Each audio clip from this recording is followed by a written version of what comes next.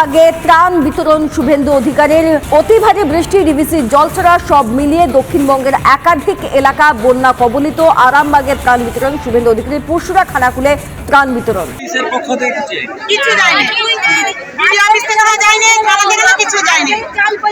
পশ্চিমবঙ্গে সরকার নাই, প্রচুর রিলিফ আজকে নিয়েছে। তাতে খাওয়ারের প্যাকেট আছে, চাল ডাল তেলের প্যাকেট আছে, তারপলিন আছে। আবার আগামী সপ্তাহে আবার খানাকুল পুরসুরাতে আমি আসবো, কারণ আমি ছবি তোলার লোক নই। প্রত্যেক বছর চিড়াগুল পলিথিন বন্ধ হোক, বন্যা নিয়ন্ত্রণ হোক, এবং এটা করতে গেলে মুখ্যমন্ত্রীকে তাড়াতে হবে। রাজি কে কে আছেন?